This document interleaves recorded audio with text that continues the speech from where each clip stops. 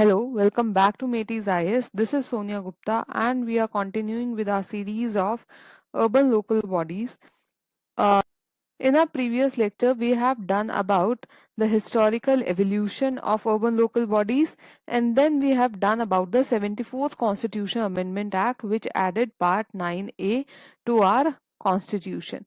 Then we have seen what all provisions were there in the constitutional amendment, that is in the part 9A, that there were certain definitions, then there was structure and composition, then it mentioned about powers, the functions and the audits, and then how they are, means what body will be electing the members, that is the composition of the urban local body, and where all it will apply, and other bodies, right? Now we'll continuing with this part. We'll move on to the composition. How composition of urban local bodies is done. Like what all members can be the part of urban local bodies. So when I talk about composition, so when you make an institution, there should be certain members who are working there, right? Human capacity should be there. So here how the members are elected is, so all the members are directly elected and they are representing a ward in the municipal area. For example, this is a city where the municipal corporation has to be made. So that area will be divided into smaller wards so that representation of each ward is there. And ward member will be elected from this, and this ward member will be directly elected from this ward. Similarly, all will have their ward members. Okay, so all will have their representatives. All wards will be having representative. It is exactly like the gram in case of rural area, but here we have given a English term, that is ward. Okay, apart from that, apart from directly elected ward representatives, state legislature means there this is voluntary provision, and state legislature can also provide the manner in which the chairperson has to be elected. So when all these wards have their ward representatives, then how the chairperson will be made will be decided by the state legislature. State legislature can decide that. Then state legislature can also decide that for better representation, for better working, whether local MPs, that is the member of parliament from that area, the MLAs, or the locally registered MLCs can be the part of this or not. Okay. Apart from that, there are chairpersons of the committees.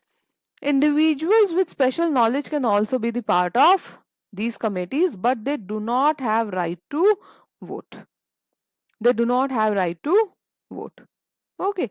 So ward committees members are already there. They becomes a part, but chairpersons of other committees are can be the part. State legislature may decide whether MPs, MLAs, MLCs can be the part.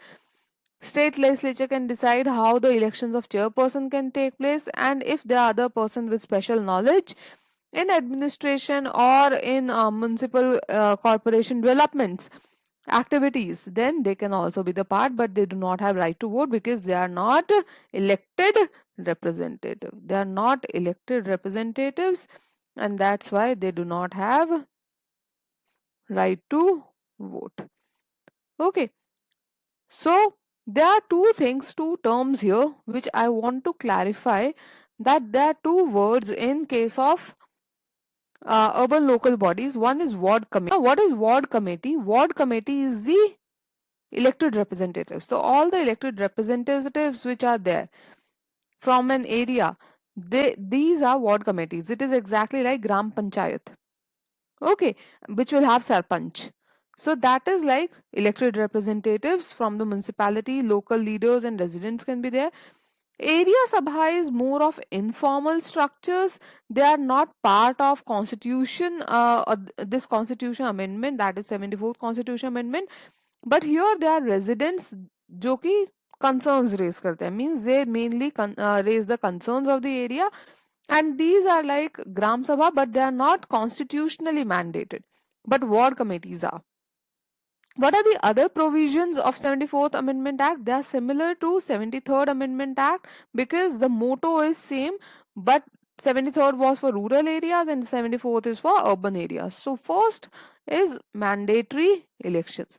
Means the election has to hold every 5 years. This was the main reason, right? Why we did it constitutionally mandatory. We gave constitutional guarantees to local body because elections were not regular. Right? There were times when the bodies were suspended or they were not there at all. So this ensured, constitutional guarantee ensured that the elections will be there every 5 years and there will be democratic governance with accountability. Next, what can be the other provisions in the composition? That the urban local body should compose of one third seats should be reserved for women, which is similar to again your 73rd Constitution Amendment Act. Apart from that, as per population, there should be reservation for SCs and STs. Why it is? It is for inclusive representation. You want inclusive representation. You don't want that your bodies represent some sections of societies and some don't. Okay, so on ground level, you want inclusive representation. That's why you have given the reservation formula. Apart from that, for rural and urban, anybody, rural or urban, they need finances to run themselves. Means if you an institution is created and there are certain members, see, institution creation and the members or the composition can be sustainable or can run only when they have finances. If they do not have finances, the bodies are defunct, they do not work, they are not functional, right? So these bodies can get their finances on their own, or they may get grants from upper bodies, that is from union and state. So for that, for grants, they have state finance commission, so that there is devolution of funds from the states also. There are grants from the states also. So each state establishes state finance commission to review ULB funds, that is urban local bodies funds, and also recommend the resources for their development. Okay. Apart from that, how the structure and administration of municipalities is done. So what happens is, as I just told, that there is an area, there will be wards, and from each ward there will be a member which will be elected. So those are elected councillors from the ward with local representation, and they will have a chairperson elected. Now, in certain areas like Shimla or Delhi, the chairperson may be called as mayor, but mayor has lesser term, that is of generally 1 year, after which they are changed, and lesser power also. Okay, because the elected representatives have more power. Next is state legislature provisions. Like we have already discussed, that state legislature may include person from MPs, MLAs, MLCs, and even person with special knowledge in municipal areas. Now this is the Municipal Corporation Discussion Wing, Deliberative Wing of Delhi, Municipal Corporation of Delhi. So any municipal structures, just like your union, if I talk about union, law making is different, where discussions has to take place, right? And execution is different. So here for discussion, deliberation, that what all should be done, so that should be with the representation of people, right? That is representatives of people who are being elected, that is ward councillors.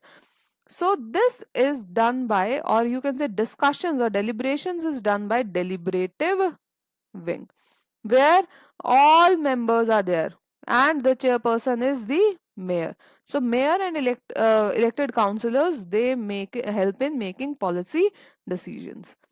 But it is the executive wing which executes all the decisions which are taken by them. Suppose there is some garden or some park which has to be established, so execution will be of executive wing, and here it is generally the IAS officers who are head of executive wing, and their role is to implement these decisions. So policy decision is with the help of representatives which are elected by the people, and execution is through officers. So municipal commissioner is hired for elective wing, and the municipal commissioner is generally an IAS officer, and his work is to implement it. So he works like an executive authority, and deliberative is by the elected authority, and elected authority decides what all to be done, and it is executed by the executive. See, here you can say that there is some less accountability also. You can tell it is in challenges also, that there can be deliberation from the people, but it is still the executive authority or the officers which are non elected who holds the power of execution. So this is one of the challenge also, because there is less accountability. Next is what all functions are to be given. What all functions are to be given to urban local bodies. So we have seen structure. If I go back to those articles, if I come back here, so you have seen ward committees, you have seen reservation, you have seen here disqualification is again similar to rural bodies, that is 21 years, and any other rules which are made by state legislature means after 21 years you are eligible to stand in elections there in our local bodies. Next comes power, authority, and responsibilities. That what all powers will be delegated to the urban local body. So when I talk about powers and authorities or responsibilities or the functions in whole, so there are 18 items which are included in 12th schedule. So for part 9A, that is 73rd Amendment Act, part 9 was added, and for part 9 there was 11th schedule. For 74th Amendment Act, part 9A was added, and for that you have 12th schedule. In 12th schedule there are 18 items. In 11th schedule there were 29 items. Right? So and they are regarding first land use, what kind how the land will be used, what will be the construction of land buildings, then urban planning, how it will be done, because we are facing the issue of large scale urbanization at the higher rate. As I told, that by 2047 it is expected that more than 50% of our population will be living in urban areas. So urban planning has to be done, proper sanitation has to be given, proper drainage system has to be given, because if we see urban heat island effect, uh, uh, urban floods are emerging as a major issue. So already planning should be done in a proper way, that cities proliferate not just randomly but in an organized fashion, which are economically as well as environmentally sustainable. Okay, next is planning for economic and social development. Urban poverty alleviation. Why? Because when people migrate, there is proliferation of slums also, and there are issues of urban unemployment, right?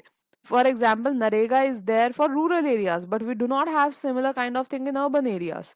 So urban poverty alleviation is also one of the tasks. Then providing basic services like water, not just for domestic use. See how they have changed. In rural areas we are not talking about this, but in urban areas there is large scale industrialization as well, there is commercialization as well, and you need water supply, electricity supply for them also. There are challenges of fires, frequent fires, less building codes are not properly implemented. So, fire services, then public health, sanitation, conservancy, and solid waste management, which is a major issue in urban areas because the population density is very high in urban areas, and solid waste management generation is also high because of consumerism in urban areas, which is not the major issue in rural areas, right? Because the consumerism level is not much, they have minimalism lifestyle, but in urban areas it is proliferating. Slum improvement and upgradation, safeguarding the interest of weaker sections of the society, that is marginalized. And here marginalization is not just based on caste or patriarchy, but there is class also, right? And for specially abled people also, physically handicapped people also, you need for. And another is that it should be pollution free, it should be environment conscious, So urban forestry is also the need, so that not just you tackle the climate change there, but also you tackle the climate related events also, like urban heat, urban floods, which are totally human made. So urban forestry, protection of environment, promotion of ecological aspects is also one of the function of urban local bodies. Next, construction of roads and bridges for mass transportation, urban amenities and facilities like parks, gardens, playground, promotion of cultural, education, aesthetic aspects, burial and burial grounds, cremation and cremation grounds, electric crematoriums, cattle ponds, prevention of cruelty to animals, regulation of slaughterhouses and tanneries, public amenities like street lighting, park spaces, because you don't just want them from infrastructure, but you want these areas to be crime free also, so that they provide ease of living, not just to certain sections but also to women, to children, right? So you want all these facilities. Then there is vital statistics, including registration of birth and death. So all these are the functions of urban local bodies. So here these are the main functions. So till now we have done that, how urban local bodies are formed, what is the need, what is the composition, what different types of urban local bodies can be there, how the people are elected, and then we have done the power and authority. Now next is finance. See, if you do it in an organized manner, you will understand it in an organized manner. Okay, so the structuring of ideas is very important when you write mains examination, and it takes less of your space and effort when you structure, organize the topics. So next is the finances. How we have seen that, what are the functions, we have seen how the functionaries are being appointed. Now we will see how they'll be running, that is finances. So in the next lecture we'll be talking about finances, its challenges, etc. Thank you so much.